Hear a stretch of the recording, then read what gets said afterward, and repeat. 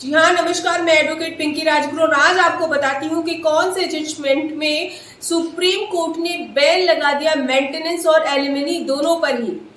इस केस में पत्नी हमेशा पति को परेशान करती थी, घर में कलेश करती थी, हमेशा उससे कहती थी मुझे ये चाहिए वो चाहिए, मुझे तुम्हारे माता पिता के पास नहीं रहना है, मैं अकेली रहना चाहती हूँ, मैं अपने ढंग से जीना चाहती हूँ। कुल मिलाकर वो कोई भी अपना पत्नी धर्म नहीं निभाती थी।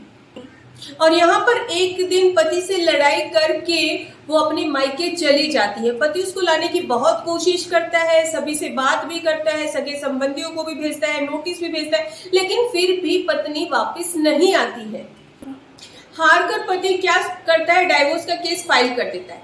अब पति के पास इतने सबूत थे जिससे कि ये साबित हो जाए कि पत्नी के द्वारा उल्टा पति के ऊपर क्रूएल्टी की गई है, तो क्रूएल्टी के बेस पर ही डाइवोर्स केस फाइल होता है। और यहाँ पर कोर्ट को भी ये पता चल जाता है, क्योंकि एविडेंस, सबूत, गवाह सभी पेश किए जाते हैं कि हाँ भाई पत्नी ने पति के साथ क्रूएल्टी की है।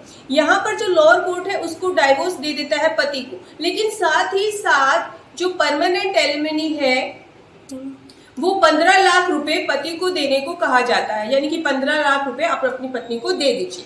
अब पति बेचारा परेशान हो जाता है और जाता है हाई कोर्ट। अब हाई कोर्ट कहता है भाई तुम्हारी पत्नी है, ये तो आपको देना ही पड़ेगा उसको, उसका भरण पोषण का जो परमानेंट एलिमनी है वो तो आपको देनी ही पड़ेगी। तो यहाँ पे हाई कोर्ट का भी यही आंसर होता है कि भाई हाँ आपको ये देनी पड़ेगी। अंततः जो पति होता है वो बहुत ज्यादा परेशान हो जाता है और जाता है सुप्रीम कोर्ट।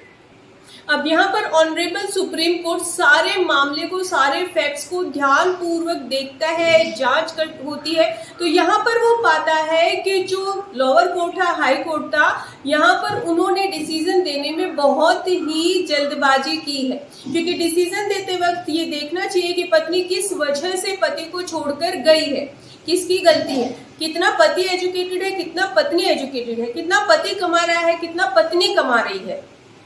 तो यहाँ पर ऑनरेबल सुप्रीम कोर्ट ने सारे तथ्यों को देखते हुए जो ऑर्डर लोअर कोर्ट और हाई कोर्ट से पास हो गया था एलिमनी का, उस पर बैन लगा दिया। तो यहाँ पर एक बात तो आपको क्लियर हो गई होगी कि अगर पत्नी एलिमनी के लायक है, मेंटेनेंस के लायक है, तभी उसको मिलेगा, अदरवाइज नहीं मिलेगा। और अगर आपके पास सबूत है कि पत्नी ने उल्टा आपके साथ क्रूएल्टी की, बेवजह आपसे दूर रह रही है, तो आप ये सारे सबूत पेश कीजिए, आपको मेंटेनेंस या एलिमनी देने की कोई जरूरत नहीं होगी। और अगर कोई कोर्ट एलिमनी या मेंटेनेंस लगा भी रहा है तो ये भी यहाँ पे क्लियर करना होगा कि किस आधार पर लगा रहा है। जजमेंट की डिटेल आपको स्क्रीन पे दिख रही है, डिस्क्रिप्शन में भी आपको मिल जाएंगे। इसी तरह से हमारा सहयोग दीजिएगा, साथ रहिएगा। फिर भी अगर आपकी कोई क्वारी है लीगली, तो आप हमसे व्हाट्सएप नंबर पर अपॉइंटमेंट लेकर बात कर सकते हैं। धन्यवाद।